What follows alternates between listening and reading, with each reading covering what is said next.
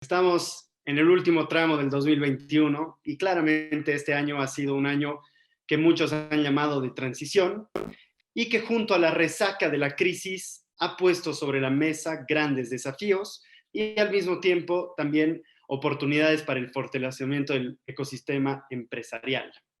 También pienso que estamos todos de acuerdo en que la pandemia ha sido un acelerador de diversos fenómenos, entre ellos ha favorecido claramente una activación del mundo del emprendimiento a través de soluciones innovadoras para los actuales desafíos y nuevas necesidades de las sociedades. Asimismo, la digitalización se ha consolidado como la cuarta revolución industrial.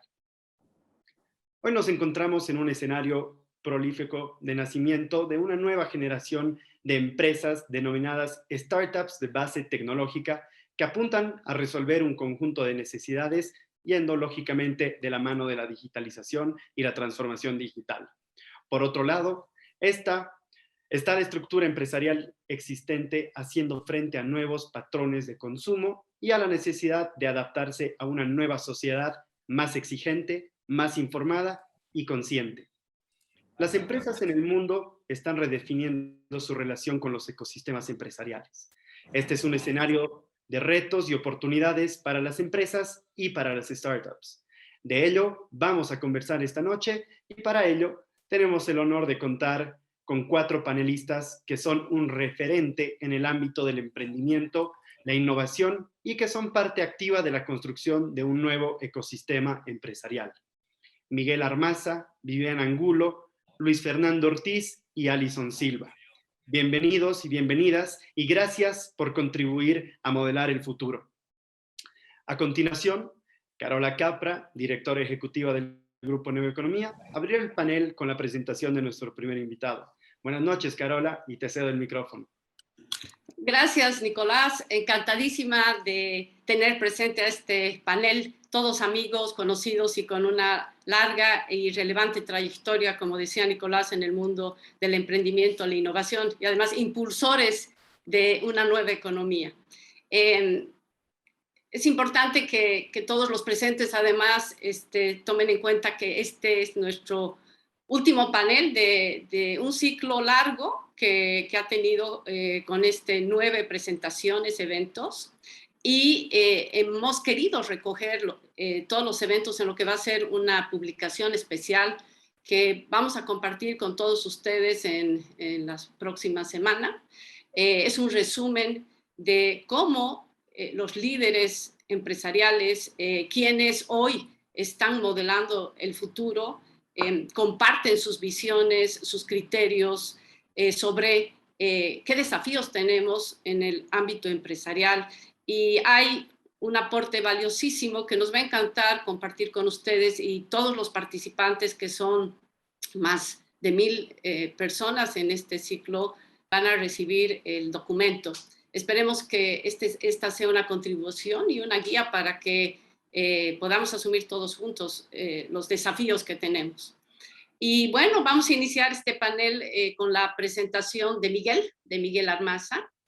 Miguel ha tenido la oportunidad en los últimos 2 años de hacer numerosas entrevistas con líderes de talla mundial de startups, principalmente de fintech.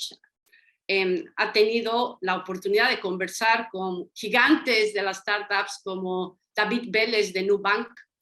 Y además, esa actividad, esa experiencia ha hecho que él además pueda trabajar en documentos relacionados a las startups. Él es autor, de hecho, de Fintech Leaders, un boletín con casi 30,000 suscriptores. Ha sido como anfitrión de la World of Fintech Podcast y su programa sus podcasts han logrado estar entre los más relevantes a nivel de Spotify.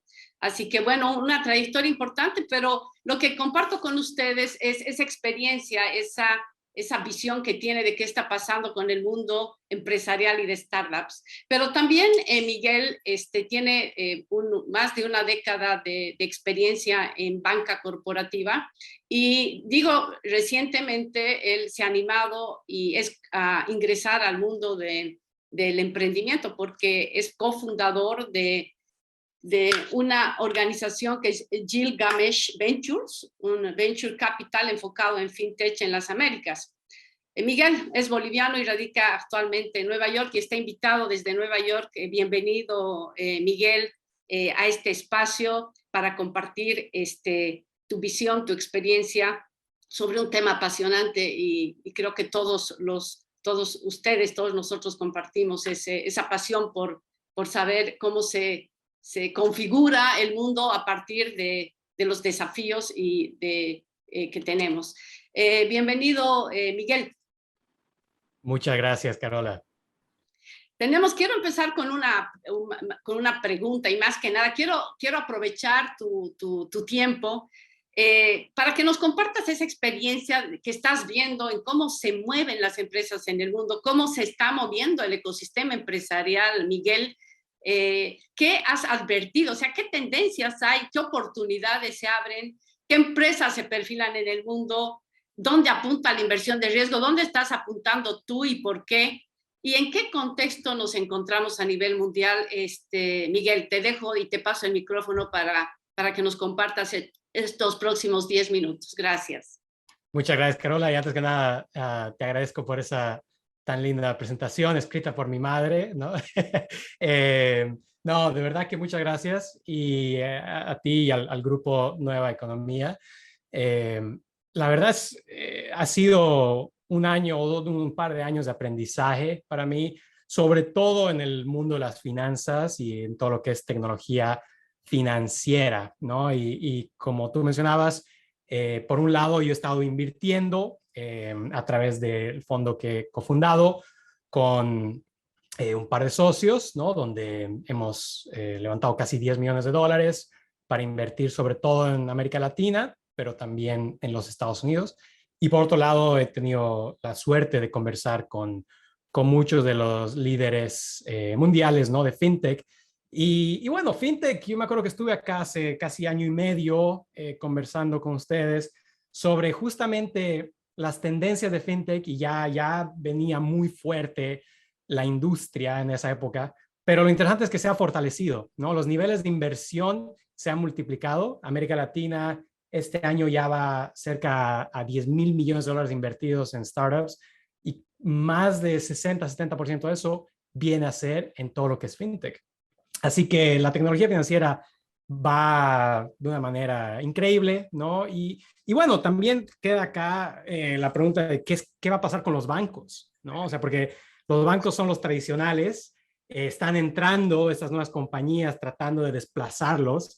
¿Qué es lo que va a pasar? Y bueno, por el momento, ¿no? Hasta ahora al menos, ningún banco ha sido desplazado, ¿no? Y más bien lo que se está viendo mucho son sociedades, ¿no? O sea, los bancos tienen el beneficio de conocer el ecosistema regulatorio, ¿no? De tener mucho capital que los ayuda justamente a navegar todas las legalidades del sistema. Y también es algo que hace difíciles de desplazar a los bancos, ¿no? Porque tienen miles de millones, en muchos casos cientos de miles de millones de dólares de depósitos. Entonces hay muchas sociedades entre fintechs y bancos, ya sea que fintechs están proveyendo servicios, porque los bancos también necesitan remodelar su tecnología, entonces a veces están acudiendo a las fintechs para modernizar, ¿no? Sus sistemas y también para ayudar a las fintechs a ofrecer mejores servicios, ¿no? Y esto no es solamente en un país, es en todo lado, ¿no? O sea, no hay pocos países donde, o no hay ningún país, es decir, donde los bancos están siendo totalmente desplazados, ¿no? Entonces, es más, se está expandiendo el tamaño del mercado porque se está proveyendo servicios financieros a gente que antes no tenía acceso. Y ahora otro tema que quería tocar es justamente la inversión por parte de no solo los bancos, pero compañías establecidas y los famosos, digamos, los se llama Corporate Venture Capitals, ¿no? Que son el brazo de capital de riesgo de corporaciones establecidas. Y algunos ejemplos, aquí son compañías que me imagino la gran mayoría de la gente va a conocer: Citibank, American Express, Salesforce, Stripe, Microsoft, Google, Louis Dreyfus. O sea, son compañías en distintas industrias que tienen brazos de capital de riesgo, de inversión muy fuertes. Y lo que están haciendo, los mejores, la manera que lo están haciendo es que están jugando con las reglas de Venture Capital.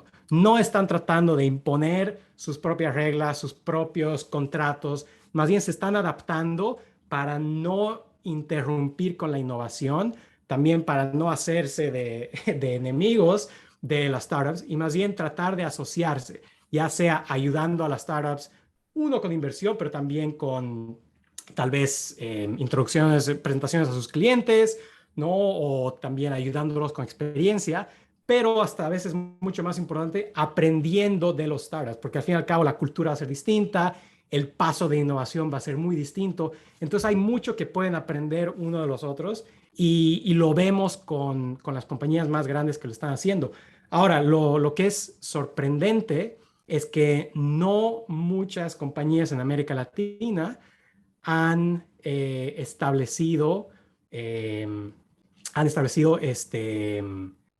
organizaciones de capital de riesgo. La gran mayoría son compañías de Estados Unidos, son compañías globales, ¿no? Pero en América Latina no se está viendo mucho, lo cual yo no tengo duda que va a cambiar, ¿no? Y no es una pregunta de cuándo, ¿no? O sea, no es una pregunta de cómo, sino cuándo. Sin duda, las corporaciones más vanguardistas, ¿no?, de América Latina ya lo están empezando a hacer y las que no lo hagan se van a quedar atrás. Entonces, eso es algo que yo veo. La dirección de viaje está ahí y tecnología, las compañías de tecnología cada vez se están fortaleciendo, ¿no?, más y más. Por ejemplo, algo que siempre me gusta mencionar es que hace 15 años, ¿no?, en Estados Unidos, solamente una de las 10 compañías más grandes era de tecnología y esa era Microsoft. Hoy en día, las primeras 5 son de tecnología y la número 7 también, ¿no? Entonces, 6 de 10 compañías de las 10 más grandes en Estados Unidos son de tecnología. En América Latina está pasando lo mismo. Antes de la pandemia era Mercado Libre. Post pandemia ya hay 3: Mercado Libre, Nubank y XP, que es una brasileña. Y yo diría con confianza que en los siguientes 5 años, por lo menos 8 de 10 van a ser compañías de tecnología. Entonces, las corporaciones tradicionales empezar ya sea a adaptarse de una u otra manera, ya sea con sociedades, ya sea con adquisiciones de startups, ¿no?, o con inversiones, pero van a tener que acercarse a la nueva economía, ¿no? Y bueno, también algo que me gustaría mencionar es el ángulo de sustentabilidad, ¿no?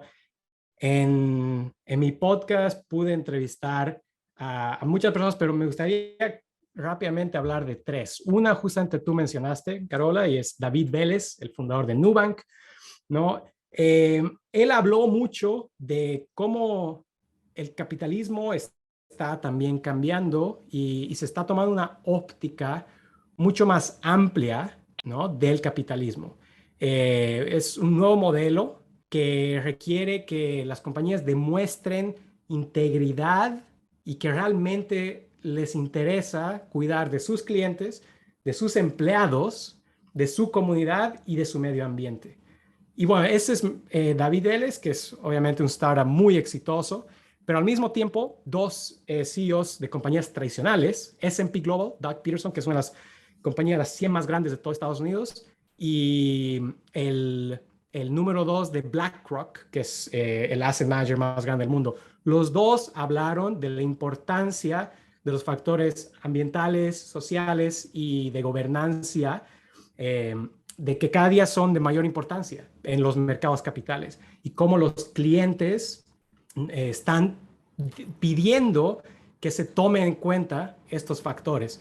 Entonces, de nuevo, la dirección del viaje está muy clara hacia dónde se está moviendo el mundo, y yo creo que las compañías que no se adapten y que no se sumen a estas tendencias van a estar en gran desventaja, ¿no? Entonces, sí, o sea, es la verdad, el mundo está cambiando de una manera increíble, y es muy emocionante ver que hay esta concientización de parte de los negocios.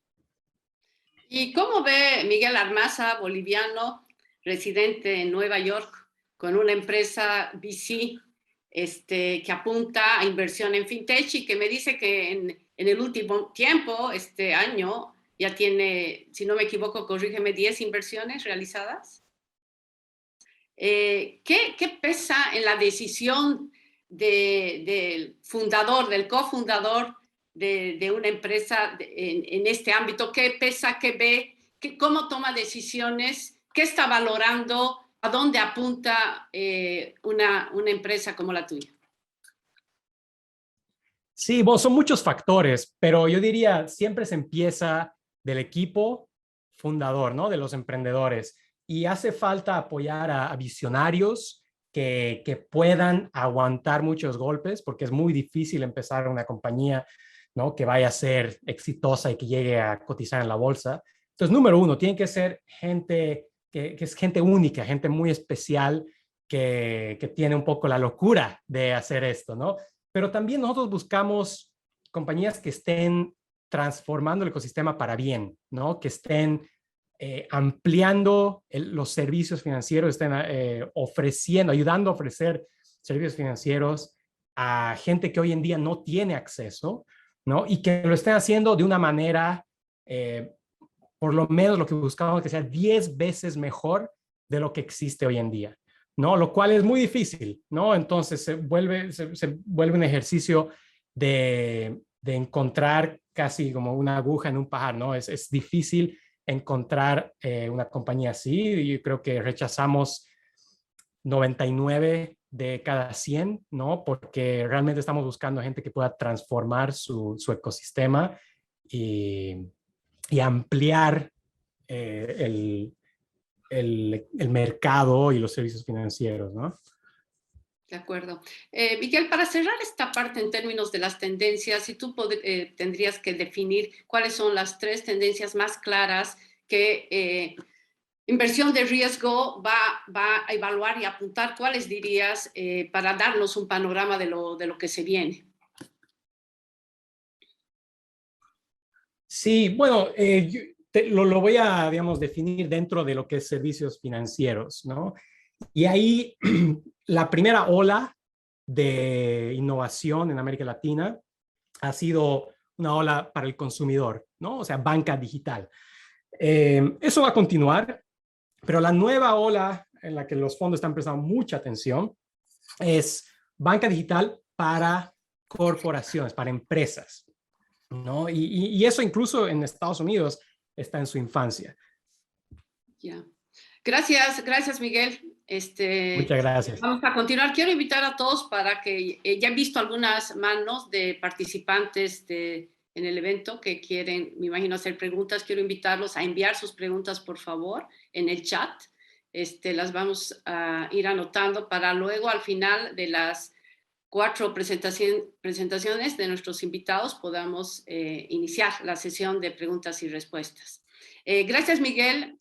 Vamos a pasar a nuestra segunda finalista y tengo el gusto de presentar a Viviana Angulo. Viviana llegó a Bolivia después de 15 años de vivir en el exterior, siempre ansiosa de volver con algo. Vivi, te vi en Perú y con esa ansia de regresar, y creo que con tu proyecto en mano, como se dice, hace un par de años se hizo realidad, y ella apenas llegó a Bolivia, fundó Pista 8, que es la primera aceleradora de formato colaborativo empresarial de Bolivia, ¿no? Y que de hecho ahora en su participación queremos que nos comparta esa visión y esa experiencia de Pista 8 con este enfoque colaborativo. El trabajo de Viviana ha tenido ya resultados importantes y de hecho es actualmente ella y la organización que lidera es un referente en desarrollo del ecosistema, de la aceleración, inversión y en emprendimiento en Bolivia. Y bueno, gracias también a todo lo que ha estado haciendo Viviana, ella ahora es parte del Foro Mundial de Inversión en Emprendimiento, además es miembro de Well Invest, comunidad de mujeres inversionistas de América Latina, y recientemente forma parte del equipo de una organización como Senior Venture Partner, que es un fondo que invierte en startups latinoamericanas, ¿no? Y que tiene un enfoque de soluciones a los problemas más urgentes de la región. Vivi, uno de los rasgos que diferencian a los ecosistemas latinoamericanos, y todos lo sabemos, los que estamos aquí conocemos, y Bolivia no es la excepción, es la baja articulación de las grandes empresas con el mundo del emprendimiento y la innovación. En ese contexto, hay también una escasa contribución en términos de apoyo de los emprendedores y jóvenes, es decir, no se ve de manera importante aún, aunque obviamente, como decía Miguel, las cosas están cambiando, si hay algo es el cambio. En ese sentido, conocemos, lo decía en un inicio, que Pista 8 ha apuntado su trabajo precisamente a esa colaboración y quisiéramos que nos cuentes esa experiencia, por qué has elegido ese modelo, qué oportunidades y beneficios representa este modelo para las empresas y para las startups. ¿Qué podemos hablar de este concepto que ya lo ha mencionado Miguel, de corporate venturing, cómo se está plasmando en Bolivia y qué desafíos tenemos al respecto? Gracias, Vivi, te paso el micrófono. Gracias a ti, Carola. Un gusto estar aquí conversando con ustedes y hablando de un tema que me apasiona porque he estado involucrada muchos años a nivel profesional, pero que sobre todo a un nivel humano, en el sentido de que es transformativo, que involucra educación, que involucra desarrollo. Es un trabajo que realmente ves el impacto en tu entorno. Creo que eso es lo que nos une a todos los que empezamos a trabajar en emprendimiento, porque no es que había una carrera de emprendimiento en nuestra época, sino que llegamos a esto con diferentes backgrounds a trabajar con talento, ¿no? Yo creo que hay que bajar primero a lo sencillo. ¿Qué es trabajar con emprendedores? Es trabajar con el mejor talento en el sentido de desarrollo de nuevos modelos de negocio, nuevas miradas, nuevas soluciones, lo que tratamos de definir con una sola palabra que es innovación, pero realmente hay tanto por detrás. Entonces, desarrollar esa relación de innovar, de tratar de generar propuestas diferentes con una multiplicidad de visiones, requiere de educación. Entonces me preguntabas, Carola, ¿por qué traje ese proyecto a Bolivia? Porque ya había trabajado en muchos ecosistemas viendo la relación entre los inversionistas, tanto corporativos, públicos, redes de inversionistas, etcétera, con emprendedores. Y la comunicación más efectiva se da cuando hay una buena educación en ambas partes. Cuando el inversionista habla un lenguaje de mejores prácticas, que Miguel, me voy a robar tu frase, adaptación y no interrupción, y yo le sumaría igual inversión. Definitivamente cuando estos inversionistas corporativos, públicos, individuales hablan el lenguaje del emprendedor con las mejores prácticas de negociación y los emprendedores tienen una propuesta de valor concisa con unit economics, con una probada solución, con un entendimiento muy profundo del mercado, suceden las cosas. Entonces, cuando yo llegué a Pista 8, siempre digo esta frase, toqué 66 puertas de empresas, banca, sector público, sector privado y sobre todo me reuní con más de 40 emprendedores del país.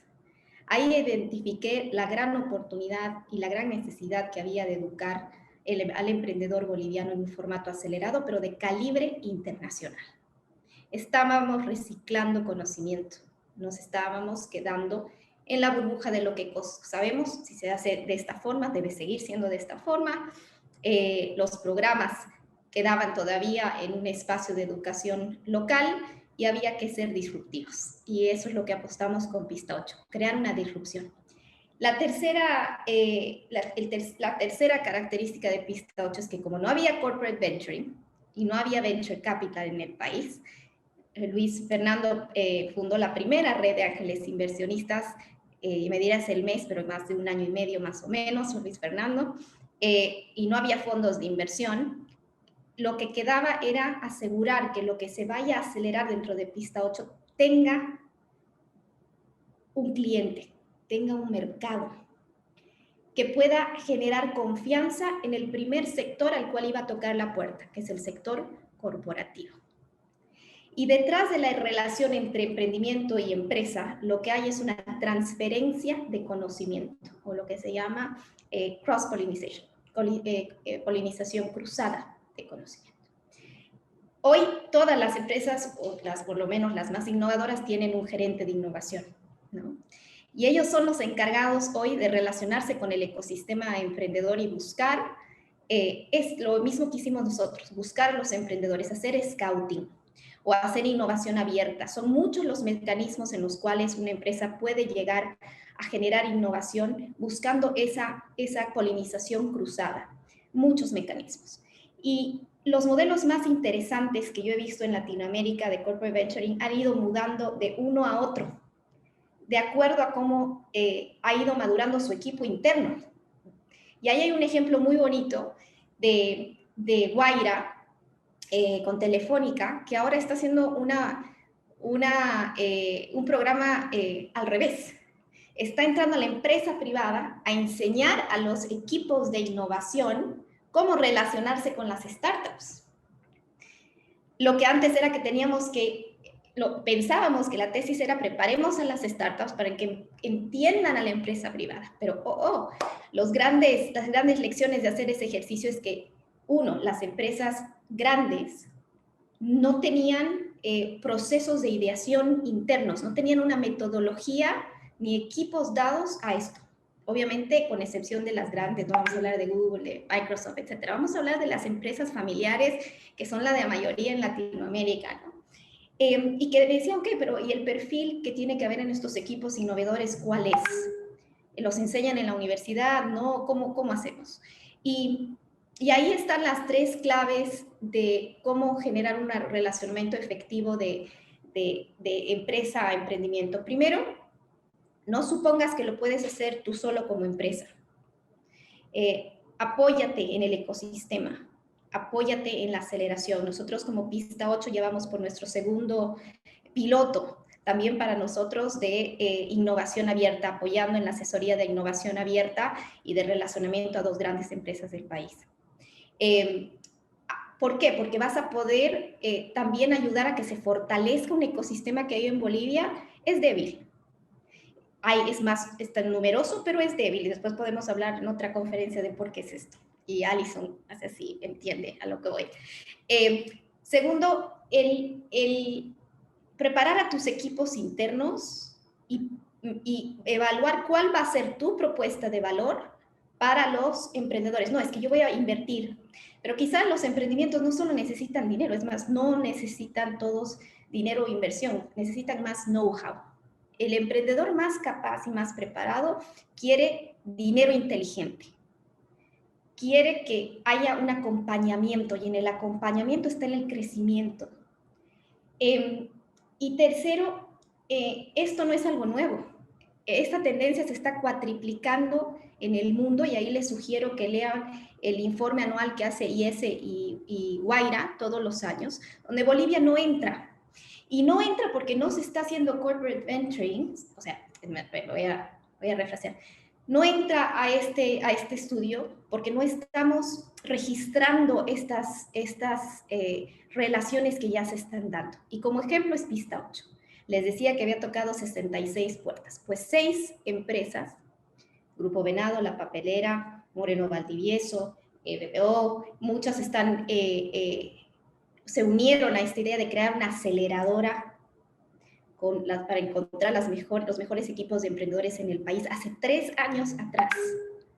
Y esa relación ha dado fruto año a año. Lo más visual es que han ayudado a desarrollar emprendimientos con un nivel educativo que antes no había en el país. Ya por eso deberían recibir un montón de incentivos y aplausos y premios que no se dan. Dos,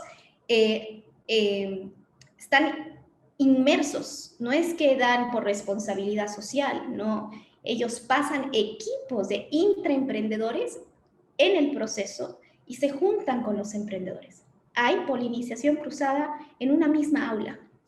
Los directivos, los altos y medios directivos están involucrados y conocen todos los emprendimientos. Han habido colaboración entre emprendimientos y las empresas, se han acelerado esas relaciones de confianza.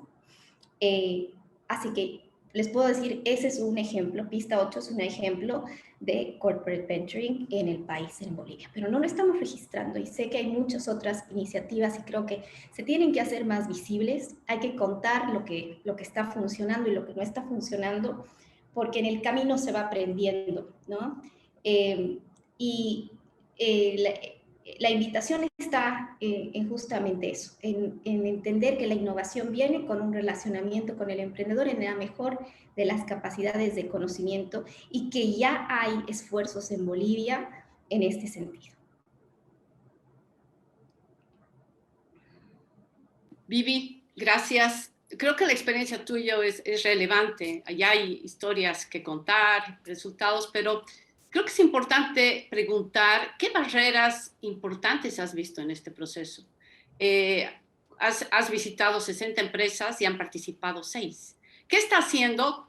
O sea, ¿qué hace que las empresas no se abran, como parece que ahora es el mensaje? Abrirse a la colaboración y a la innovación. ¿Cómo podemos modelar el futuro para que esto suceda? Para hacerlo hay que ver también las barreras. Entonces, ¿qué experiencia en términos de con qué te has chocado en este tiempo? Ayudar a hacer catarsis. Sí, definitivamente. La primera es, a ver, la visión cortoplacista que tenemos, ¿no? De que, ¿y esto qué va a generar de flujo para mí hoy? ¿No? ¿En qué le conviene a mi marca hoy? Y estamos hablando de educación, de potenciamiento país, de ideas innovadoras, de emprendimientos, de modelos de negocios disruptivos, pero seguimos pensando, ¿y a mí en qué me conviene hoy monetariamente? No tenemos estrategia, señores, ¿no? Y seguramente quien la tenga va a tener un footprint mucho más empresarial y de liderazgo en el país que otros, ¿no? Eso es uno. Dos,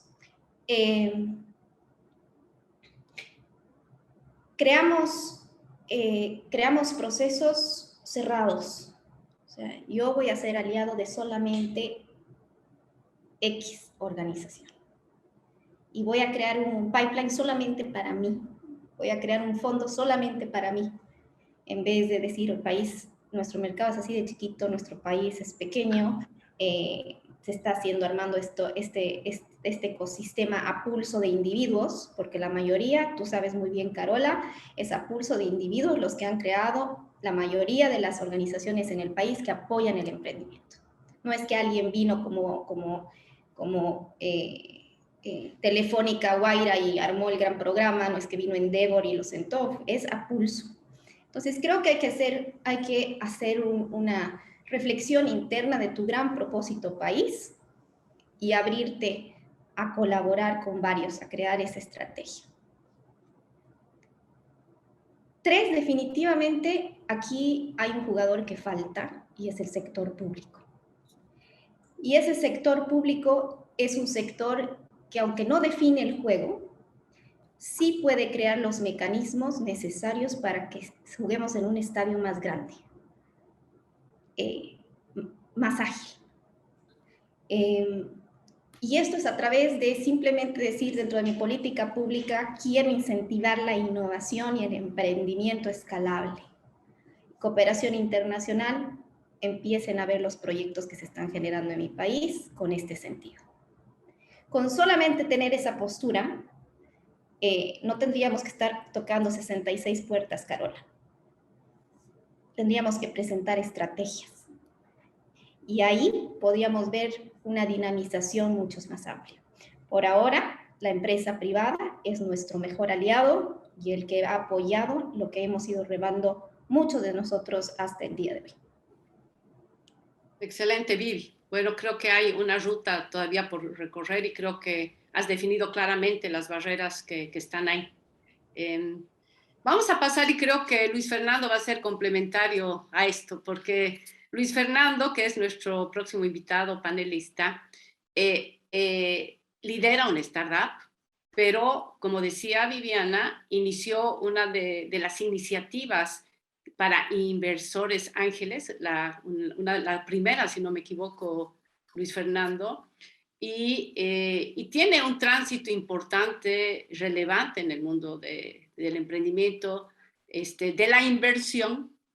De hecho, hay experiencia de qué está pasando y qué está limitando esa inversión. Lo has vivido, como dicen, en sangre propia.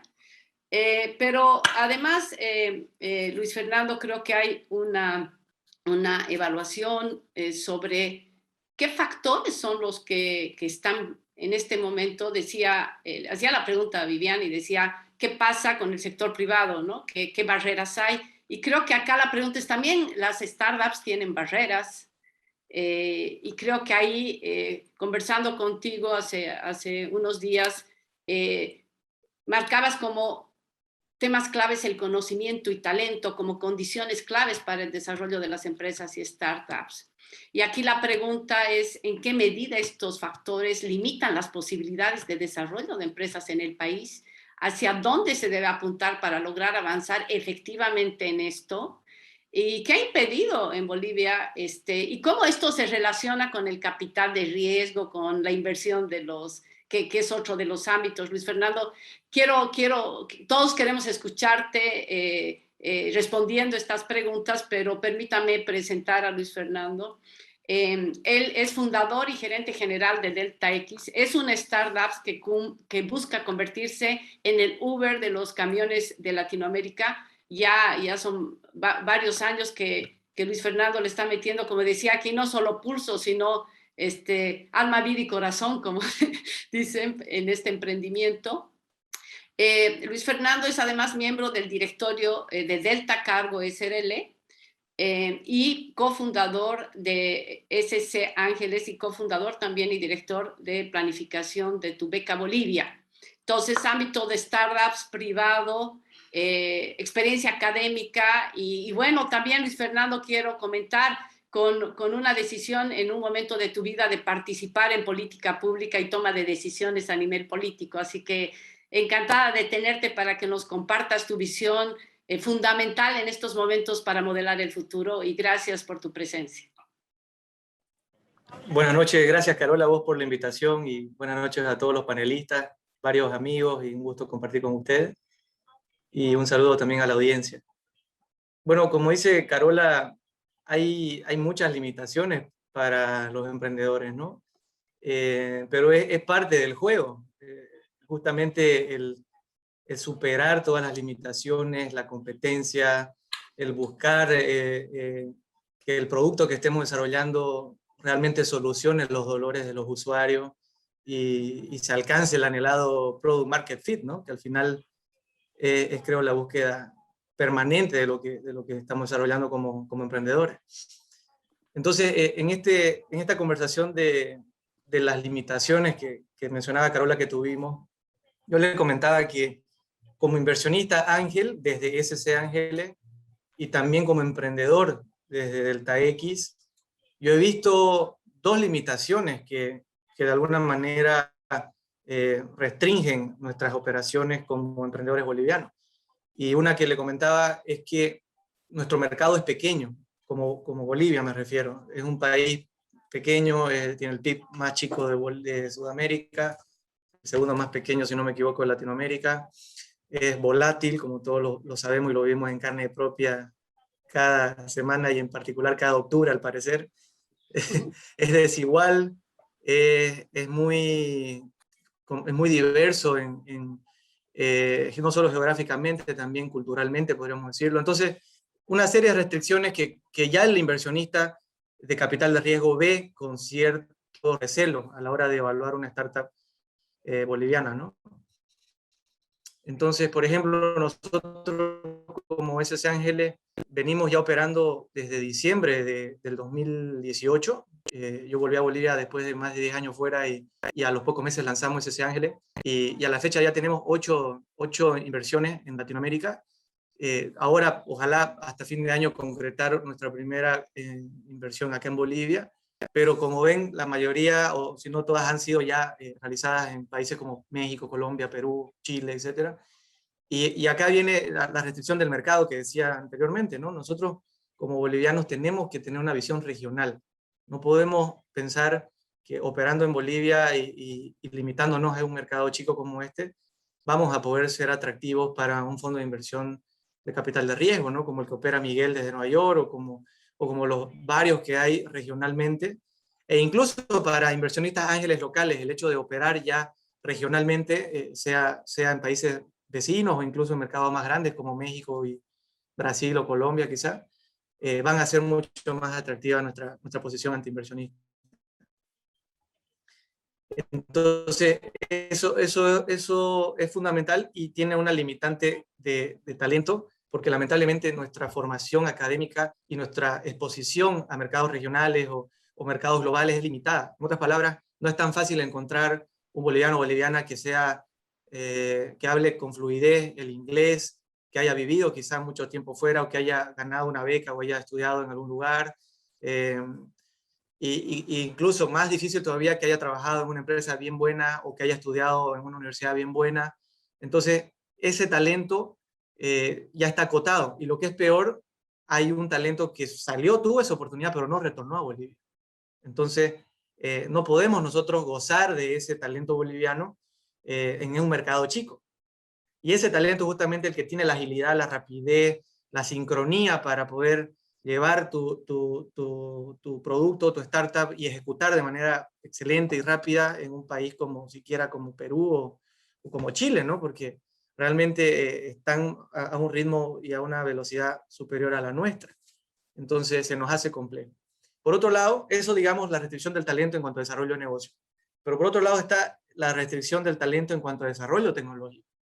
El desarrollo tecnológico son los ingenieros de software que ya están limitados en cantidad, no son tantos los que se gradúan en el país cada año, pero además están limitados en calidad.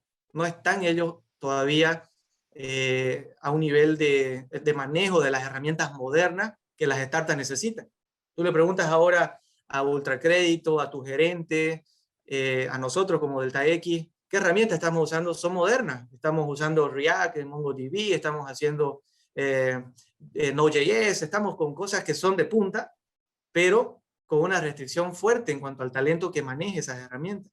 Entonces nuestro ciclo para hacer un release de alguna funcionalidad nueva es más largo, porque tengo yo que primero entrenar a la gente que ha salido de la universidad en la nueva tecnología, adaptarlo al proceso que estamos optimizando, luego acoplarlo al equipo de desarrollo de software y finalmente tener un release después de un buen tiempo, ¿no? Entonces, ese go-to-market, digamos, tecnológico es más lento acá que lo que vemos en otros países, ahora cambiando nuevamente con el sombrero de inversionista ángel que hemos visto en otras startups.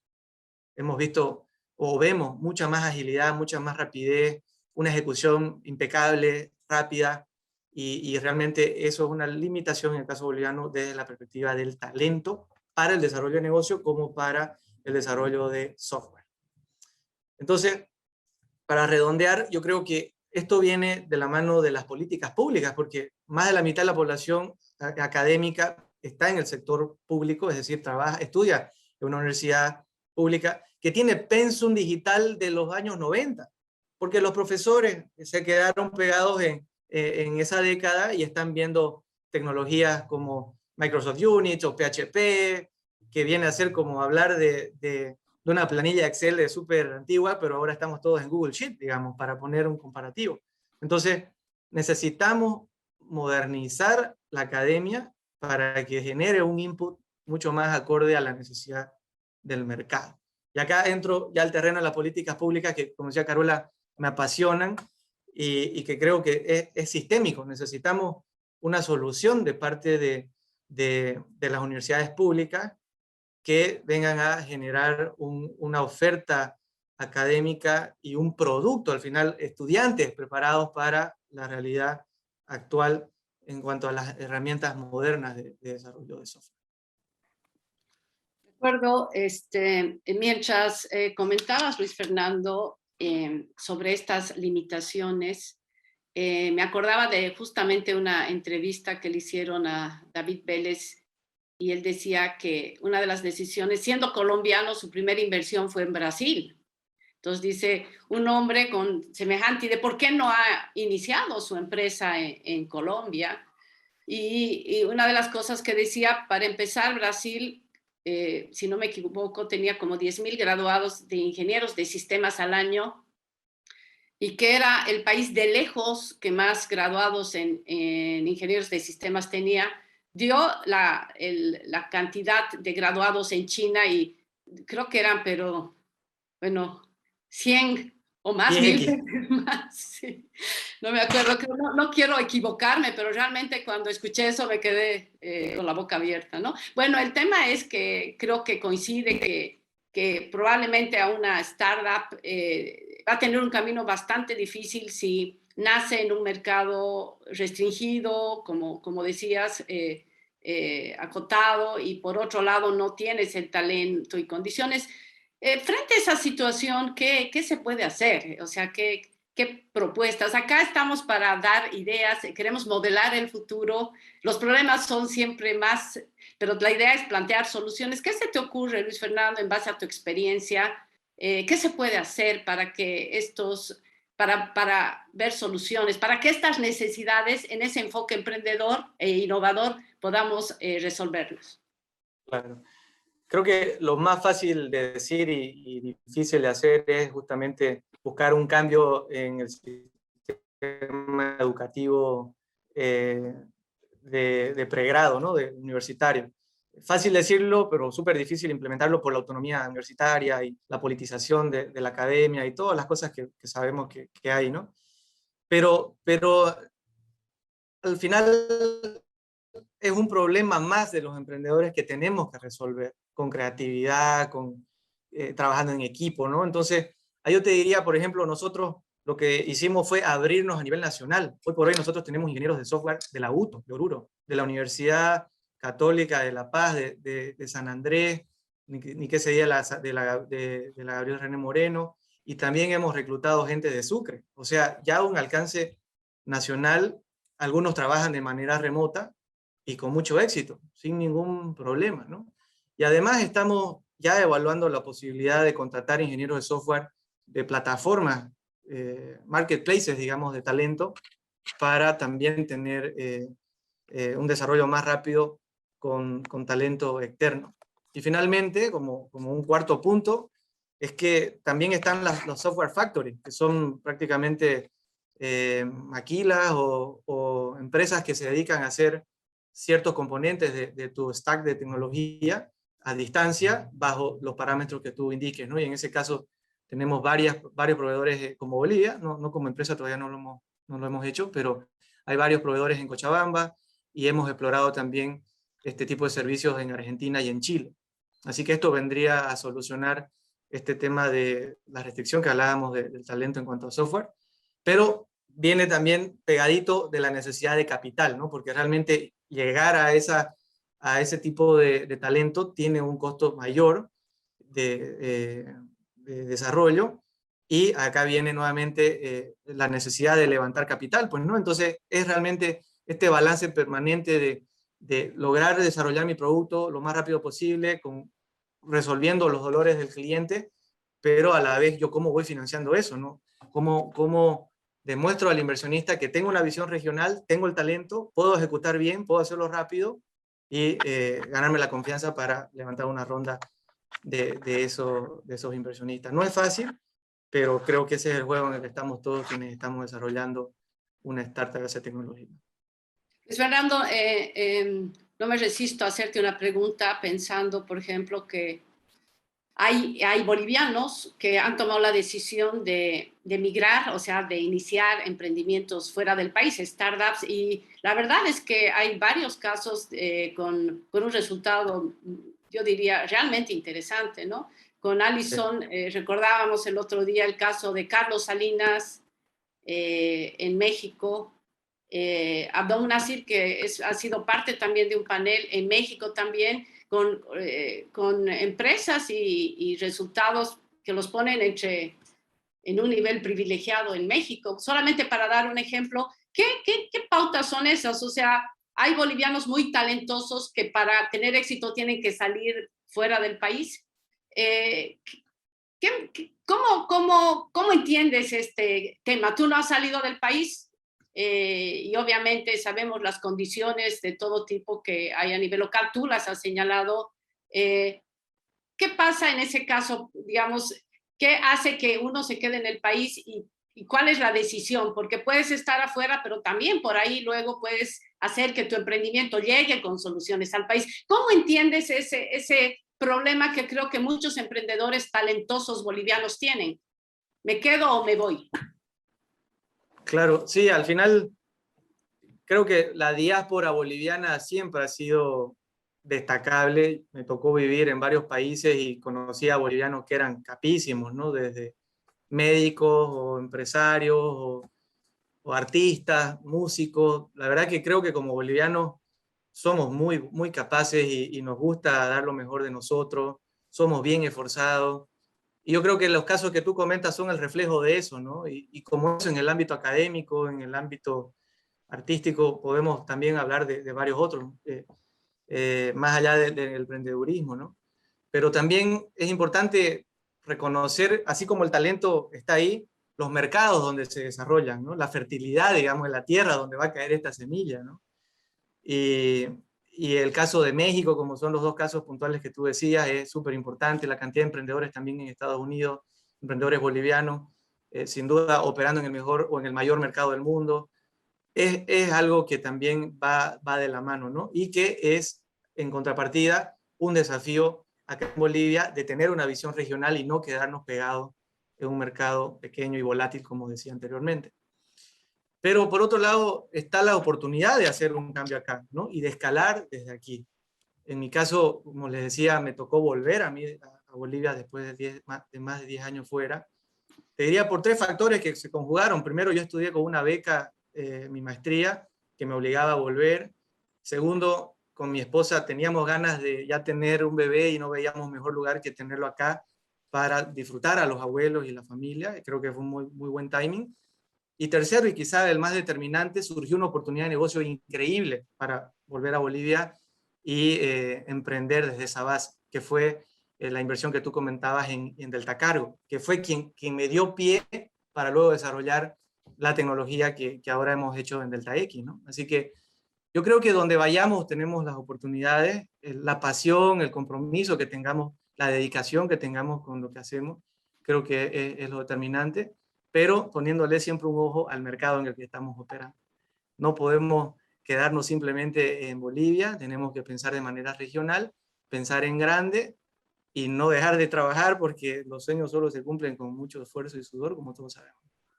Gracias, Luis Fernando. Bueno, esa pregunta me la quedo también luego para preguntarle a Miguel, un boliviano que emprende fuera del país, y al final del panel me la voy a guardar, Miguel, así que me gustaría que la vayas pensando. Gracias, Luis Fernando. Vamos a ya ir cerrando el panel y para ello quiero invitar a Alison Silva, quien tiene una larga trayectoria en el tema de impulsar el emprendimiento. Ella es directora ejecutiva de la Fundación Emprender Futuro y gerente general de RCA Solutions. Ella es ingeniera de sistemas, cuenta con una vasta experiencia desarrollando varios proyectos de liderazgo, generación de impacto social, emprendimientos. El año pasado recibió el premio de impacto creado por Latin American Leadership Program y el GCL Advisory Committee de la Universidad de Georgetown, que reconoce a los participantes del programa de Global Competitiveness Leadership, que ella ha ido impulsando varios años, ¿no? Alison, conversando con Alison, Alison es una emprendedora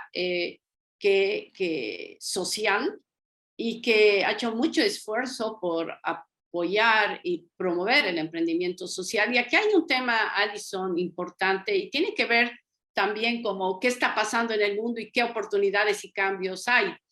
Muchos decían que este año de reactivación y recuperación, o sea, el 2021 se pinta de verde, ¿no? Algunos decían se pinta de verde porque hay nuevas metas en torno a la descarbonización. En noviembre hay un encuentro mundial que va a ser relevante en términos de las decisiones para el mundo. Y además del convencimiento de que la sostenibilidad no va solo de la mano del altruismo, sino que aprovecha las oportunidades de crecimiento para el negocio. Es decir, la sostenibilidad es negocio. Y hay otro factor importante en esto, que es la humanización. Es otra característica de cómo se está configurando el mundo y obviamente en este mundo qué oportunidades de negocio hay y cómo los líderes empresariales, ya sea de empresas estructuradas, tradicionales, como las startups, deberían ver. En ese sentido, Alison, me gustaría preguntarte cómo crees tú que afecta este aspecto de desarrollo en las empresas y startups. ¿Qué oportunidades se brinda a las empresas y startups? ¿Qué deberían hacer cuando el mundo se pinta verde en el sentido que comentaba? Gracias, Alison, te paso el micrófono. Muchas gracias, querida Carola, y buenas noches a todos. La verdad, me siento muy honrada de contar y ser parte de este panel tan increíble de bolivianos que están haciendo cosas increíbles fuera y dentro del país. Y también un saludo a la audiencia esta noche. Respondiendo a tu pregunta, creo que hemos vivido y estamos todavía viviendo tiempos de cambio. Desde mi punto de vista, son 4 años en los que todos como país, como sociedad, como startups, como personas, hemos tenido que enfrentar diferentes retos frente a las situaciones que nos ha tocado vivir el 2019, el 2020, el 2021 y el 2022. Yo creo que todo va a volver a cambiar. ¿Y qué es lo que pasa? ¿Y qué pasa con las startups? ¿Y por qué deberíamos prestarles una atención? ¿Y cuál debería ser esta conexión que tienen con el sector privado? Básicamente, hay ciertas características que tienen, ya nos ha explicado Vivi, nos ha explicado Luis Fernando, Miguel, las miradas que se tienen desde las aceleradoras, desde el tema de inversiones, desde el tema de las verticales como FinTech que está tocando Miguel. Pero lo importante aquí es por qué estas startups se vuelven en un factor relevante, importante. Y es básicamente por el impacto que pueden generar. En tiempos tan cambiantes que hemos tenido, y vuelvo a repetir, los últimos 4 años, las startups de base tecnológica básicamente tienen esa capacidad de ser dinámicas, de poder responder a una velocidad más rápida. Al ser de base tecnológica tienen esa ventaja y eso es algo que a veces a la empresa privada le cuesta un poquito. ¿Por qué? Porque son más sólidas, más estables, con modelos de negocio bien definidos. Entonces, a veces uno se estanca como empresa privada y ya no ve otras opciones de modelos de negocios, que es lo que mencionaban hace rato con el corporate venturing, de ver nuevas opciones de innovación para ver cómo puedo adaptarme a esos nuevos mercados que están cambiando constantemente. El consumidor está cambiando, pero si no es cada día, cada hora, en sus gustos, en sus criterios, en su forma de adquirir los productos y servicios. Entonces es ahí donde se necesitan modelos de negocios más dinámicos y esa velocidad de adaptación las tienen las startups. Y por otro lado, tienen otra característica que las hace únicas. Ven el fracaso como un aprendizaje. Entonces, o sea, te equivocas rápido y barato, es preferible, y luego aprendes. Todo es un aprendizaje, es un aprendizaje, es un aprendizaje. Hace rato lo decía Vivi con Pistacho, seguimos aprendiendo. Entonces, y constantemente estás en ese ritmo hasta encontrar un modelo de negocio que tú puedas madurarlo y puedas ya implementarlo en una empresa privada. Entonces, tienen muchas características que lo hacen, son innovadoras, tienen el tema de un talento más fresco al ser así de ágiles y tienen sobre todo nuevas formas de pensar. Entonces, eso puede ser una oportunidad o puede representar una oportunidad para el sector privado, que está constantemente también cambiando, un poquito tal vez a una velocidad más lenta, pero las startups y haciendo corporate venturing pueden ser unas oportunidades increíbles para integrar innovación. Y se ha visto eso, por ejemplo, y como les decían, con una ejecución impecable, con unos mercados abiertos que pueden brindar el sector privado, pues se puede básicamente lograr estas articulaciones. Uno de los ejemplos que a mí me gusta es lo que hizo Mobi, que es una startup muy nueva, nace este año, sin embargo, ya logra en una primera ronda de levantamiento de capital una valoración bastante buena, como de 5 millones.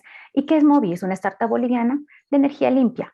Marcan un hito en el país, sí, y ellos ¿qué hacen? No solo se quedan, como decía Luis Fernando, en el mercado boliviano, sino que buscan y van a ver cómo expandirse en otros mercados.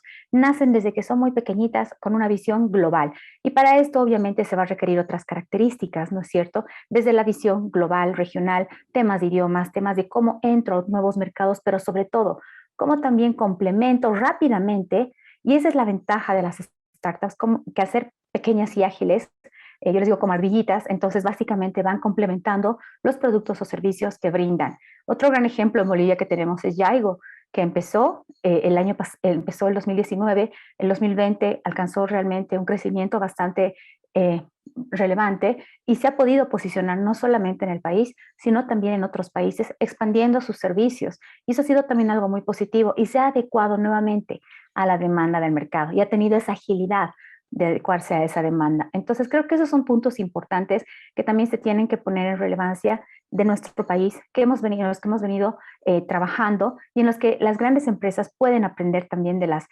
startups y las startups también obviamente pueden aprender de las grandes empresas. Entonces acá esa conjunción increíble va a ser muy importante y vital para el desarrollo de nuestro ecosistema boliviano. Alison, muchas gracias. Tú eres parte, Ali, de una publicación, ya va su segunda edición, que es el mapeo de sobre todo del ecosistema de emprendimiento de base tecnológica principalmente.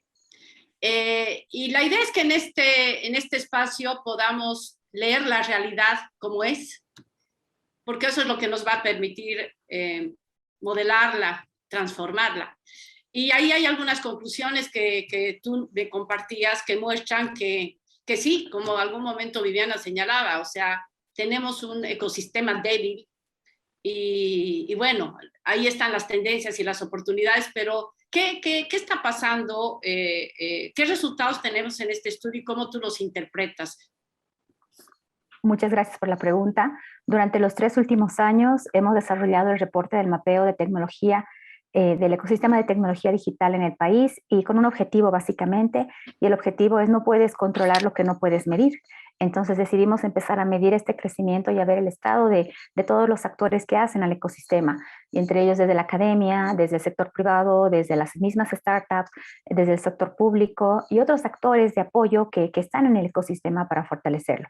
¿Qué es lo que se ha visto en estos 3 años? Y este es el tercer año, hace 3 semanas lanzamos la tercera versión del reporte, y es de que oscilamos entre 152, 160, 155 startups habilitadas como startups en los 3 años. Eso significa como que vamos creciendo orgánicamente, pero a la vez las startups se nos van cayendo. Entonces, no hay un crecimiento exponencial. Y eso es un tema, si bien se está creciendo orgánicamente y los articuladores también están madurando en el tiempo, ya tenemos inversores, el primer reporte no habían inversores, ahora ya tenemos 5 actores principales que están como inversores y dispuestos a apostar por las startups. Ha habido un crecimiento, la verdad es que está muy lento, honestamente, y creo que acá, y coincido en eso con Viviana, se necesita un así como algo que mueva la aguja, y para eso se necesitan realmente políticas públicas que impulsen este desarrollo y lo hagan de una manera más rápida, más ágil, y el sector privado, si bien está apoyando y si bien las instituciones de apoyo también están haciendo su parte, yo creo que el escenario puede ser mucho más óptimo y no para ir a unas velocidades, realmente tenemos que dar saltos gigantescos para poder igualarnos siquiera a los ecosistemas de países vecinos. Entonces ahí se van a tener que trabajar en políticas públicas, pero no inmediatistas, no a 1, 2, 3 años, probablemente van a tener que ser a 5, 10 años, y con pilares muy claros que pueden ser desde los temas de educación, donde se formen el talento, y el talento no se forma de un día para otro, va a tomar tiempo formar ese talento. ¿Cómo lo hacemos de una manera más eficiente, más inteligente para hacerlo? El otro punto va a ser cómo mejoramos los mecanismos de financiamiento para las para las startups y para poder generar ese escenario del que se hablaba, ¿no es cierto?, más fértil para que cuando echemos las semillitas pues sea más sencillo que ellas crezcan. Y por otro lado va a tener también que venir una apertura de mente, yo creo que eso ya es a nivel nacional, pero que acompañe al sector privado desde las políticas públicas para que podamos ver cómo hacer estos corporate venturings. Entonces, si el Estado promueve la innovación, y tenemos casos de éxito en otros países que han promovido esto y los ecosistemas se han acelerado de maneras muy interesantes, como el caso de Perú, entonces va a ser muy importante que algo similar se pueda plantear como una política pública dentro de nuestro país, y eso ayudaría increíblemente porque realmente sería un esfuerzo país para que podamos generar un ecosistema mucho más sólido, más maduro, pero sobre todo que vaya a un ritmo mucho más acelerado. Talento existe, lo has mencionado hace rato, Caro. Carlos está triunfando, están apuntando a ser el próximo unicornio mexicano, y el CEO es boliviano. Es Carlos Salinas, perdón, y está ahora con C-Brands haciendo maravillas, y realmente ya ha armado todo un ecosistema alrededor de esa startup. Entonces el talento creo que sí es, pero hay que crear las condiciones para que realmente las startups puedan crecer. Hablando de condiciones, hay una pregunta que quiero hacer a cada uno de ustedes, y bueno, a tiempo de agradecer a todos por las preguntas que nos han hecho llegar. Para aprovechar el tiempo, quiero ingresar de manera directa a las preguntas. Y la pregunta es muy puntual y creo que interesante. Tenemos un ecosistema, y me gustaría acá, luego volvemos a ti, Ali, Vivi, ¿tenemos realmente un ecosistema en Bolivia? Es la palabra que describe a un movimiento que se conecta, ¿no es cierto? Y que se conecta y sabes que tienes una codependencia y que convive en esa relación sana. Hace 3 años había una aceleradora, ahora hay 4 o más. Antes había un modelo de incubación, ahora hay una diversidad de modelos de incubación en el país. Se están generando los actores y se conocen más, tienen una visión más nacional, aunque quizá en la práctica sea regional, sí tienen una visión de conectar nacionalmente. Hablaban, no me acuerdo si era Luis Fernando que decía, nosotros ya estamos viendo talento en Oruro, en Sucre, y eso es justamente lo que busca ese ecosistema cuando es sano, la integración de ideas, la integración de iniciativas. Y ahí me permito, Carola, sugerir a las personas que se inscriban en Ruptura Bolivia, donde van a poder conocer a muchos de esos actores que están construyendo un ecosistema. Sí lo hay porque están los jugadores, están las piezas. Ahora nos tienen que dar un campo, un espacio a poder generar las actividades con más estrategia, como lo decía al principio. Luis Fernando, me encantaría que también conocer tu opinión. ¿Hay un ecosistema en Bolivia?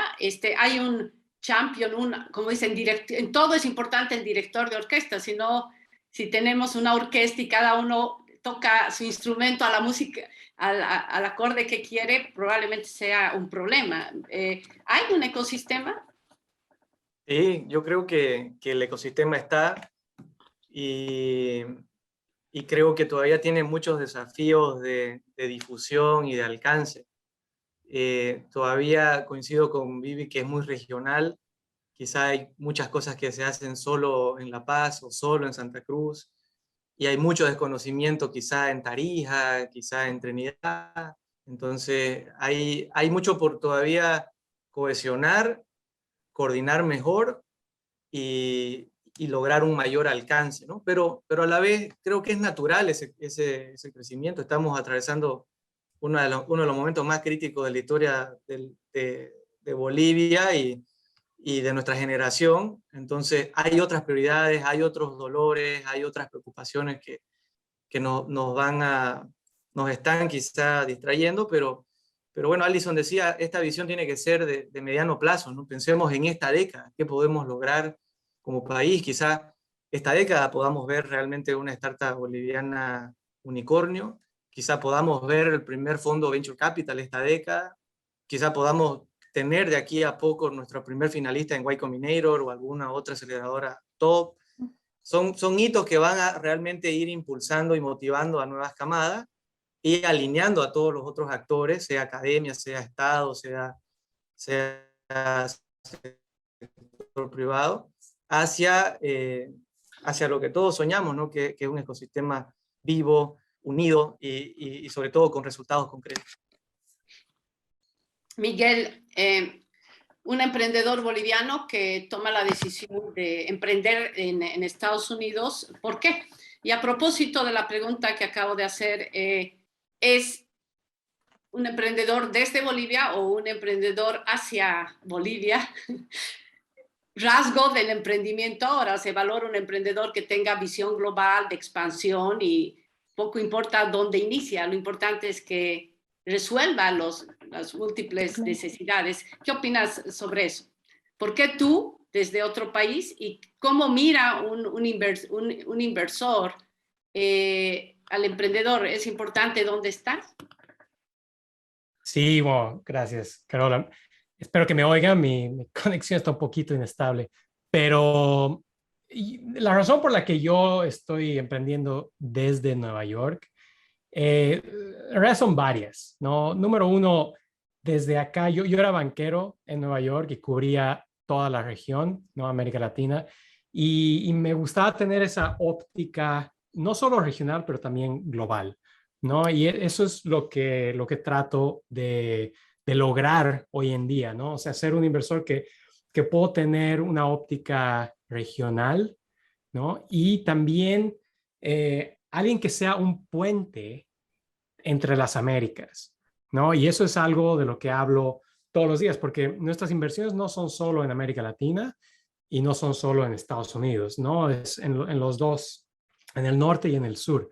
Y bueno, o sea, el hecho de que uno es extranjero, de que uno es boliviano acá en Nueva York, más bien, yo lo veo como una fortaleza todos los días, ¿no? Porque traigo un punto de vista distinto y más bien trato de hacer las cosas de una manera un poco distinta.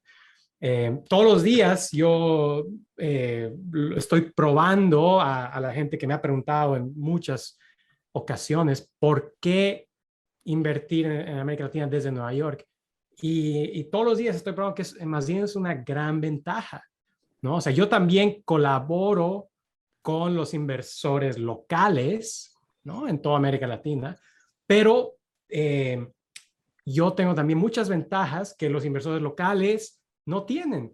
Y eso es acceso a los mercados capitales y a los inversores de Nueva York y de Estados Unidos, ¿no? A quienes me ven como un inversor local latino que vive en Nueva York, que es un poco irónico, pero no solo estoy poniendo inversiones de mi fondo, sino estoy trayendo de la mano a fondos que son 15 veces, 100 veces más grandes que yo, ¿no? Entonces eso es número uno. Y también ver cuáles son las últimas innovaciones que están siendo creadas acá en Silicon Valley, ¿no? Y en el resto del mundo. Y también eso traerlo a la región, ¿no? Y tenemos un ejemplo, una compañía que hoy día cerró la transacción, es nuestra 10ª compañía, y es una idea que nosotros hemos estado ayudando a incubar, ¿no? De la mano de los emprendedores, inspirado, ¿no? En una compañía de Estados Unidos muy exitosa, ¿no? Entonces, ese es un ejemplo que nos gusta mucho, muy reciente, muy fresco. Y en cuanto a mercado, sí, desafortunadamente, sí importa, ¿no? Por eso es que Brasil tiene ha captado mucho más inversión que el resto de la región. Sin embargo, estamos viendo emprendedores exitosos en Ecuador, por ejemplo, o exitosos en Perú, ¿no? Que, bueno, no son mercados muy grandes, pero están construyendo compañías regionales y globales desde el día 1. Entonces, hay que adaptarse, hay que ser, yo qué sé, como Suiza, ¿no? Suiza es un país que no tiene muchos recursos, que no tiene acceso al mar, pero ha encontrado otras técnicas para adaptarse. Entonces, nada, yo creo que Uruguay es un caso para mí favorito. Uruguay se está volviendo un centro de innovación porque ha establecido bastantes beneficios e incentivos a la gente en tecnología, emprendedores. Y bueno, ya los primeros billonarios de Uruguay son emprendedores de fintech, son los fundadores de dLocal. Gracias. Cerramos esta pregunta, Alison, combinando, tú conoces bien el ecosistema y tal vez qué está faltando en eso. Y la otra pregunta, y tiene que ver con lo que acaba de comentar Miguel, con los emprendedores que están en la lista que ustedes han recogido, ¿están mirando Bolivia, están mirando la región y qué dificultades tienen en eso? La pregunta, respondiendo a la pregunta, el 45% está mirando fuera de Bolivia y el resto está entre su ciudad y otras ciudades de Bolivia. Lo importante, y se ha dicho, es en la búsqueda de mercados, pues tienes que buscar mercados fuera del país. Bolivia es un país con un mercado limitado, está bien para arrancar y probar tus modelos de negocios, de la tecnología, cómo llegas a brindar el servicio. Sin embargo, los mercados más atractivos van a ser los que básicamente son desde Brasil hasta México, Colombia y otros países, ¿no? Y ya si vas a ir por un tema de idiomas, pues el mundo es tu mercado. Entonces, lo importante ahí va a ser cuál es esa mirada que tú tienes, pero no es solo una mirada por el idioma o porque quiero estar en otro país, sino es una mirada, aunque no crean, desde entender la cultura y desde que has nacido como startup, tienes que tener ya la idea de que vas a crecer hacia otro país. Entonces, ahí es donde empiezas a manejar muy estructuradamente y de una manera muy impecable tus números, tus procesos, porque sabes que vas a escalar muy rápido y vas a crecer muy rápido. Entonces, esa prolijidad es muy importante. Entonces, mirar mercado local suena muy sencillo, muy fácil, pero también en la práctica es algo más complejo porque tienes que ser muy estructurado y ordenado y además conocer esas culturas. No es lo mismo hasta en tema de palabras, cómo te vas a dirigir, cómo vas a expandir ese mercado. Entonces, eso es algo importante y lo ideal acá es la mirada, pero es decir, mentalidad global, más que mirada global, sino mentalidad global y cómo me adecuo rápidamente a eso. Entonces, cuando entiendes eso, y acá se ha hablado mucho de mercado, ojo, el mercado es clave para que la startup tenga éxito. Puedes tener la mejor idea y nadie la quiere comprar o nadie quiere pagar. Entonces, ahí va a ser muy importante que eso suceda. Y sobre todo también descubrir qué talentos locales tenemos para poder exportarlos. Entonces, eso es algo vital. Y bueno, pues en el tema ya del ecosistema, y solo para cerrar, y al hablar de qué le falta al ecosistema, que es la primera pregunta que hiciste, Carola, básicamente es, y lo dijo Luis Fernando hace rato, están muy locales y es como que todos están haciendo lo mismo y más bien, ¿por qué? Y lo dijo también Lidia hace rato, ¿por qué más bien no buscamos de generar especializaciones, pero en la que todos colaboremos? También eso va a tomar su tiempo seguramente, pero somos un ecosistema no muy grande. Entonces, ¿por qué no más bien sacar lo mejor de los actores y de las regiones y poder generar algo mucho más sólido para poder ser más competitivos? Porque, ojo, la competencia aquí no es entre ciudades, la competencia es contra el mundo como país. Y entonces eso es lo que nosotros tenemos que tener muy claro. Gracias.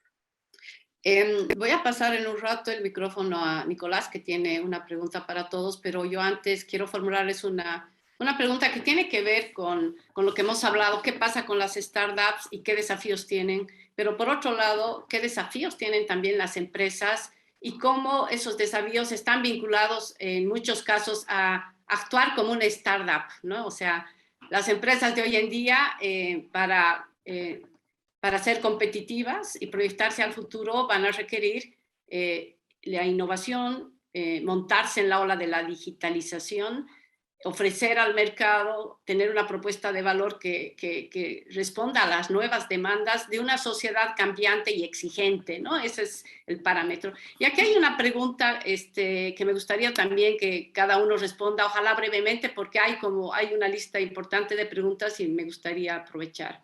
¿Qué requisitos o aspectos básicos debe tener un empresario tradicional boliviano para transformarse en startup?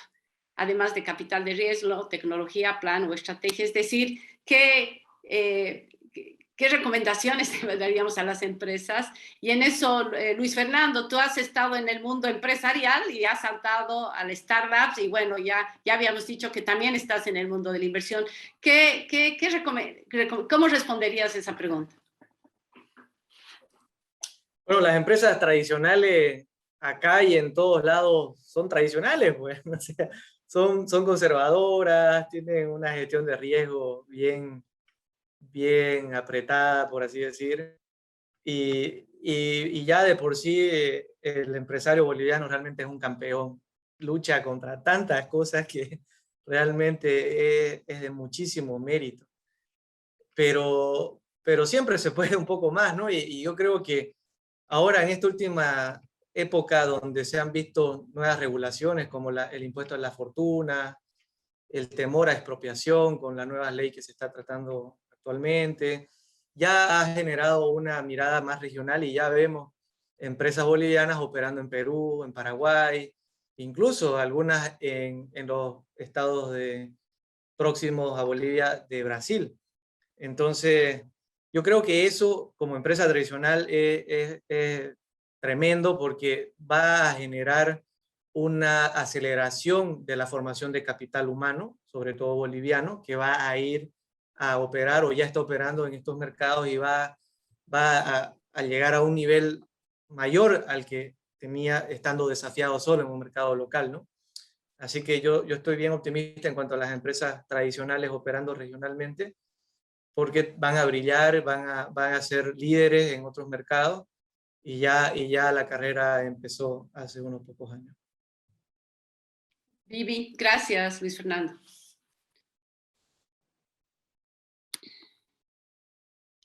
Vivi, no sé si estás con tu micrófono. Perdón. Sí.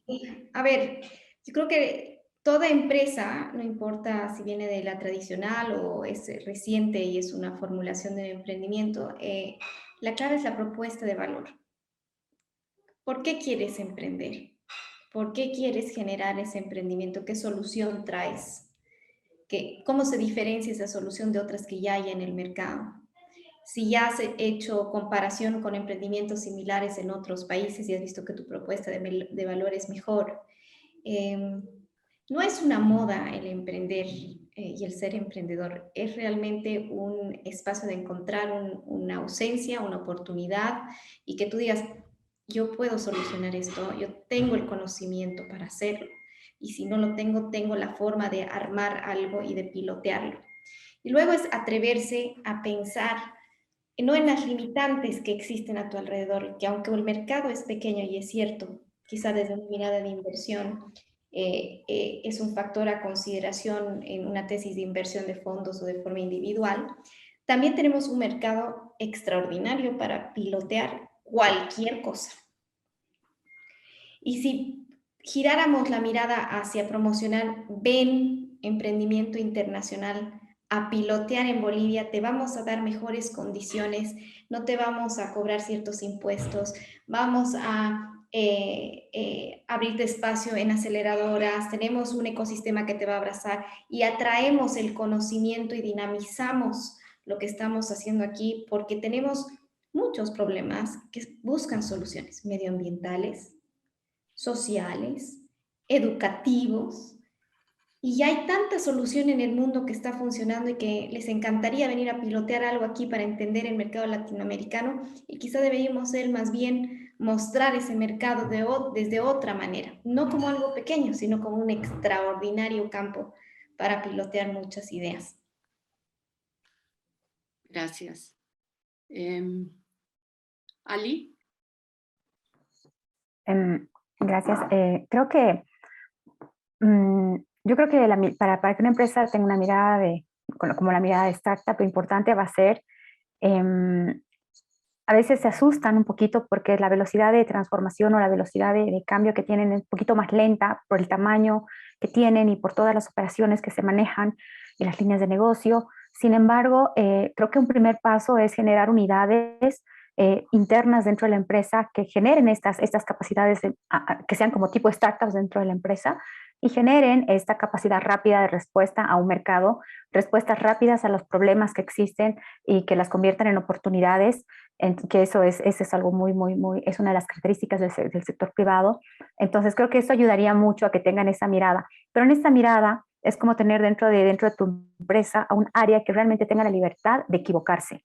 Y esa es algo a lo que muchas empresas tiene miedo, ¿no? Miedo a fracasar y equivocarse. Pero si tienes una unidad que tiene todo el derecho de hacerlo y se comporta básicamente como una startup, entonces sí se puede cambiar y se puede dar nuevos modelos de negocio, nuevos productos, nuevos servicios. Es más, hay ejemplos de empresas que lo han hecho así y ha funcionado. Entonces, ese es un poquito el cambio que se puede dar por ese lado en el tema de cómo una empresa también puede tener esta mirada de startup y se puede transformar, sí. ¿Y por qué no? Porque lo que quiere es un cambio disruptivo, porque lo que quiere es diseñar productos o servicios nuevos, pero rápidos y que sean fácilmente adaptables. Y porque lo que quieren es encontrar mercados y brindarles productos de forma creativa. Entonces, que agreguen algo importante, valor a los clientes, pero de una manera más rápida y más adaptable. Entonces, sí se puede. Entonces, esa sería una mirada que creo que funcionaría y que si el sector privado apunta hacia esto, ganaría mucho. Y además es ahí donde entran las startups, porque ahí es donde haces modelos,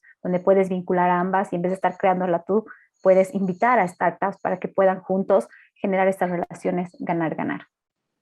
Gracias. Gracias. Bueno, Miguel, tú ya al inicio comentabas cómo corporaciones se están abriendo a las startups de una manera también de aprender, ¿no?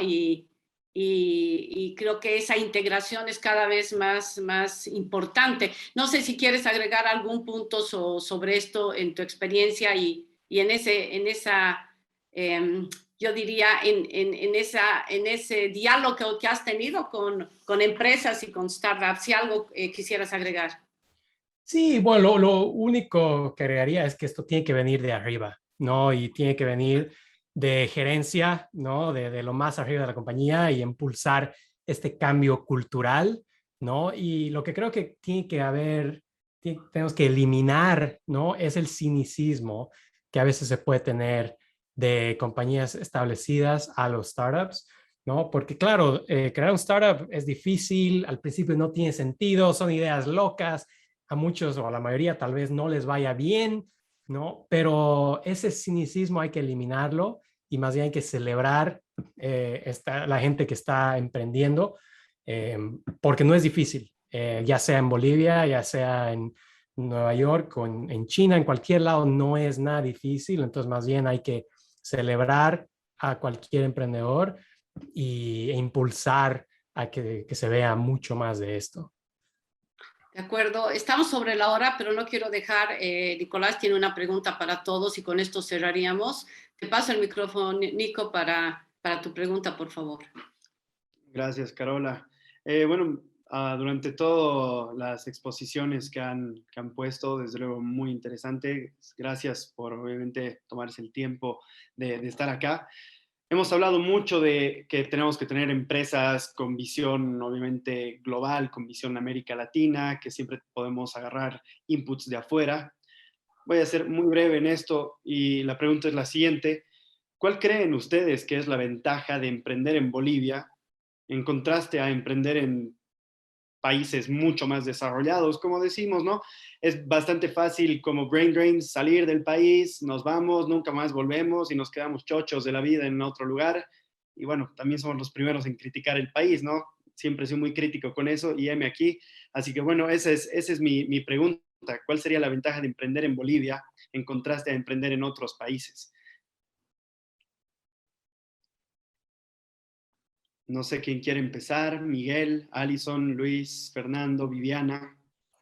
A ver, Alison, voy a empezar adelante, yo. por favor. Muy cortito, porque sé que estamos cortos de tiempo y creo que dos razones. Primero, porque hay mucho por hacer. O sea, puedes hacerlo todo. Hay mucho por hacer en nuestro país. Y segundo, porque así como hay mucho por hacer, también puedes pilotear demasiado y probar y equivocarte y probar y probar y probar. Y eso creo que eso te da la libertad y te hace un país único. Entonces, si pudiéramos articular ambas, somos un país idóneo para iniciar una startup. Muchas gracias, Alison. Luis Fernando, si quisieras tomar el micrófono. Sí, gracias, Nicolás. Yo te diría que para emprender necesitas mucho apoyo, muchas redes, muchos contactos que te compren, te asesoren, te financien, te apoyen trabajando gratis, si es posible al inicio. Es decir, una red humana muy grande, que yo por lo menos viviendo fuera nunca la tuve, como la tengo en Bolivia, porque soy boliviano, ¿no? Y al final son sociedades relativamente pequeñas, entonces estamos muy interconectados, y eso realmente es una gran ventaja. Yo no me veo, yo viví antes de estar aquí estuve en Boston 3 años, y no conocía ni a dos casas para los lados, ¿no? Con suerte al vecino, quizás. Entonces, es otra escala de desafío emprender en países más grandes donde uno es un desconocido. Aunque igual a varios les ha ido bien, ¿no? Como son los casos que hablábamos antes, para mí yo lo veo con una dificultad mucho mayor. Eso por un lado. Por otro lado, el hecho de que no tienes una competencia tan sofisticada, como tú ya tienes claro qué se está haciendo fuera, qué quieres probar, quizás hasta ya tienes una claridad del dolor que vienes a resolver, ojalá de algún cliente que ojalá ya esté pagando. Tienes cierta tranquilidad, cierta barrera de entrada a que otro competidor menos sofisticado entre, ¿no? Nosotros, por ejemplo, en Delta X lanzamos hace 2 años, un poquito menos, nuestro aplicativo móvil, y luego salieron un par de aplicativos móviles que vienen a ser como Uber de camiones, que es lo que buscamos, pero no han tenido la atracción que nosotros estamos teniendo, porque no son quizá de la industria, ¿no? No son, digamos, conocedores en particular de la problemática que hay en la logística. Entonces, para nosotros no es todavía una gran preocupación la competencia local. Sin duda va a ser en el mediano plazo, pero de momento no.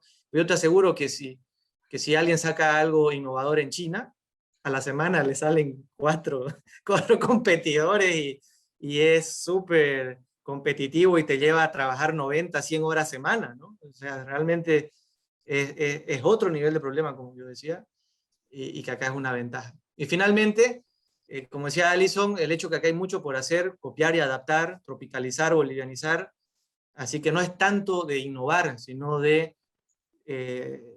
traer y jugar el juego nacional, de adaptar lo que tú estás viendo fuera. De acuerdo, Luis Fernando, muchas gracias. Creo que una buena respuesta ahora sería Miguel, dado que tú sí tienes, estás viviendo afuera, y me encantaría conocer tu punto de vista antes de conocer el de Viviana. Sí, la verdad rápidamente, cuando empezó la pandemia a nivel global, las cosas se pusieron muy duras, ¿no? Para todos. Y las compañías realmente buenas y destinadas a la gloria y al éxito fueron las que les fue mejor, se adaptaron muy rápido. Y bueno, mi punto es que en Bolivia la situación nunca es fácil, ¿no? Y eso no es secreto. Entonces, de muchas maneras, es en realidad digamos, un ecosistema y una situación casi como ideal, ¿no? Si te pones a pensar, para empezar un startup, porque si es que la puedes resolver, ¿no? Con todo lo que te lanzan, ¿no? En Bolivia, entonces realmente probablemente estás construyendo algo de valor, ¿no? Y realmente expandirte fuera de Bolivia tal vez no sea tan fácil, porque ya vienes de un nivel como los videojuegos, de un nivel difícil, ¿no? Entonces, más bien yo creo que es un ángulo que puede ser muy, muy buen entrenamiento, ¿no? Para construir realmente compañías fuertes y que aguanten choques económicos, ¿no? Y trabas, y aún así sean exitosos. No, totalmente de acuerdo. Es un ecosistema bastante salvaje, ¿no? Entonces, como dices, hay que tener la capacidad de vencer al nivel jefe, y ahí estamos construyendo algo muy bueno. Totalmente de acuerdo, Miguel. Muchísimas gracias. Ahora sí, Viviana, te cedo la palabra para que tengas el honor de cerrar completamente esta sesión tan excelente y maravillosa que hemos tenido. Gracias. Bueno, definitivamente es el propósito. Lo vives en carne propia y en alma, los problemas de tu país.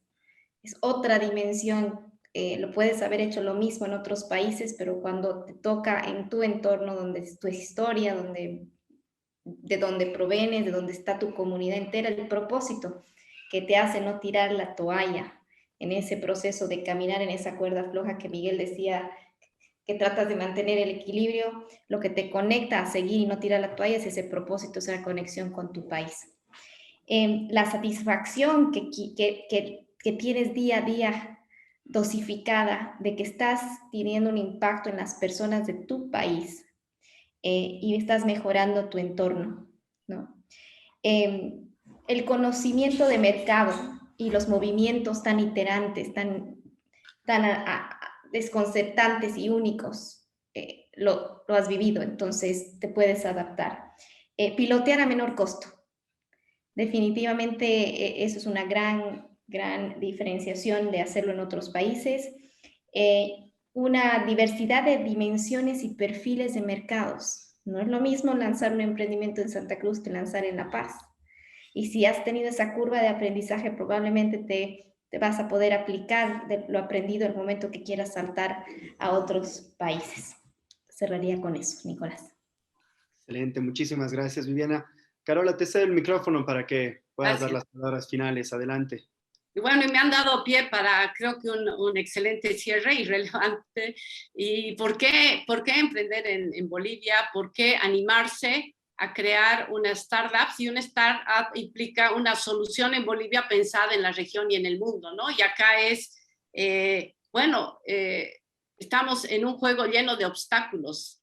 Así que nuestra musculatura va a estar bastante bien trabajada en la medida que hay muchísimas cosas que decía Miguel que debemos enfrentar, superar. Y eso obviamente te hace un emprendedor y una organización muy dinámica, muy entrenada para todo. Luis Fernando comentaba, hay redes, contactos, nos movemos en un medio en el que las cosas con una amistad, con una cercanía se pueden resolver, se puede avanzar y el conocimiento y las redes son claves para poder avanzar en un emprendimiento y además una competencia más limitada que en otros lugares.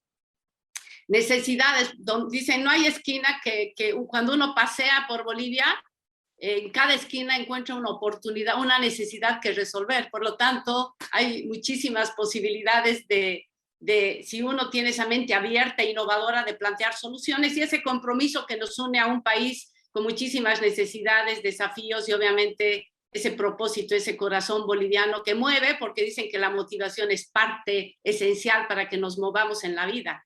Y en la vida no solo es empresa, es sentido, dar sentido a este tránsito, ¿no? que tenemos y creo que hay muchos bolivianos que tienen presente eso. Y bueno, y para terminar, ese conjunto de cosas que nos permiten probar en un país diverso y nuevamente digo, no solo diverso, sino con oportunidades grandes y necesidades también.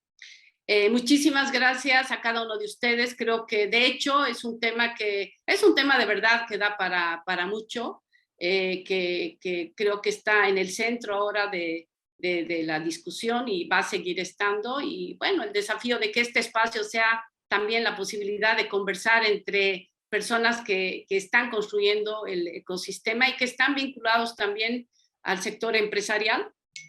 Aquí el aporte de Grupo Nueva Economía, que ha puesto el foco en las empresas, está comprometida con aportar al desarrollo de las empresas y traer estos espacios para ello. Así que agradecer a todos los participantes que nos han acompañado en todas las sesiones, en todos los eventos. En pocos días vamos a compartir con todos ustedes un cuestionario para que evalúen este ciclo y también nos puedan proponer temas que estamos seguros que son importantes y para seguir modelando el futuro, porque sí, creemos en que hay en Bolivia estos actores que están construyendo una nueva economía, hacia eso vamos. Por otro lado, les reitero el compromiso nuestro de compartir con ustedes el resumen de todas estas conferencias y paneles y con la idea de que pueda ser un documento que aporte y sea un inicio de este proceso que es continuo de ir modelando nuestro futuro para crear una nueva economía. No me queda más. Miguel, gracias. Vivi, gracias. Luis Fernando, Alison, encantadísima de compartir este espacio con ustedes. Gracias por su tiempo, gracias por sus aportes. Nico, gracias por haber acompañado todo este ciclo y a mi equipo también. Es un placer compartir esto con el Grupo de Nueva Economía. A nombre de Cambridge Business Association y de la Universidad de Cambridge, quedo agradecidos con toda la organización que ustedes han puesto, todo el trabajo que han puesto. Y siempre es un placer compartir contigo, Carola, y todos los panelistas que han estado, desde luego, de muy, muy alto nivel. Creo que ha sido de mucho aporte a la sociedad, a los empresarios y a los emprendedores que hemos podido disfrutar de estas charlas. Buenas noches a todos. Hasta luego.